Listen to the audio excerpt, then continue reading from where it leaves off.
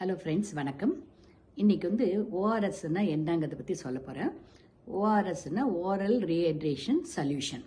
அது எந்த டைமில் உங்களுக்கு ரொம்ப தேவைப்படும்னாக்கா, சடனாக நிறைய வாமிட் இருந்தாலோ, நிறைய லூஸ் மோஷன் போனாக்கா, இல்லை வெயிலில் ரொம்ப வேர்த்து கொட்டும்போது, பாடி ஃப்ளூயிடெல்லாம் குறையும் போது ரொம்ப வீக்காக ஃபீல் பண்ணுவாங்க. சில சமயம் மயக்கம் கூட வரும். அப்போது இமிடியேட்டாக ஹாஸ்பிட்டலுக்கு போனாக்கா அவங்க ஐவி ஃப்ளூயிட்ஸ் எல்லாம் கொடுப்பாங்க. இன்கேஸ் நீங்கள் நைட் டைமாக கிட்ட ஹாஸ்பிட்டல் இல்லை வீட்லேயே நீங்கள் இந்த ஓஆர்எஸ்ஸை தயார் பண்ண முடியும். அது ரெடிமேடாக மெடிக்கல் ஷாப்பில் அவைலபிளாக இருக்குது. இன்கேஸ் இல்லைன்னா வீட்லேயே ஒரு டம்ளர் தண்ணி எடுத்துக்கோங்க. அதில் ஒரு கைப்பிடி அளவுக்கு சுகர் ஆட் பண்ணிக்கோங்க.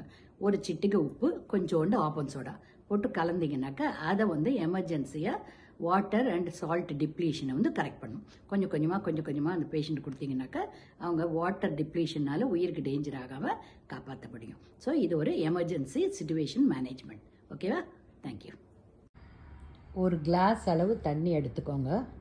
அது நல்ல குடிநீராக சுத்தமான தண்ணியாக எடுத்துக்கணும். ஒரு கைப்பிடி அளவு சர்க்கரை எடுத்துக்கோங்க. வீட்டிலே இருக்கிற இதுலேருந்து ரெடிமேடாக ப்ரிப்பேர் பண்ணுறதுக்கு சர்க்கரை எடுத்துக்கோங்க. ஒரு 3 சிட்டிகை அளவு உப்பு எடுத்துக்கோங்க. சால்ட் உப்பு எடுத்துக்கோங்க. கொஞ்சம் ஒரு சிட்டிகை அளவுக்கு ஆப்பம் சோடா, வீட்லேயே இருக்கும் இல்லையா, பேக்கிங் சோடா என்ற ஆப்பம் சோடா, அது எடுத்து வச்சுக்கோங்க. இது எல்லாத்துலேயும் எடுத்துக்கிட்டு ஒரு ஸ்பூனால் அந்த டம்ளர் ஆஃப் வாட்டரில் நல்லா மிக்ஸ் பண்ணுங்கள். ஸோ தட் இது ஃபுல்லாக கரையணும். அடியில் ஒன்றும் ரெசிடியூ இல்லாமல் நல்லபடியாக கரைங்க. இதுதான் வீட்லேயே ரெடிமேடாக ஈஸியாக எமர்ஜென்சியில் ப்ரிப்பேர் பண்ணுற ஒரு ஓஆர்எஸ்ங்கிற உப்பு கரைச்சல் தண்ணி.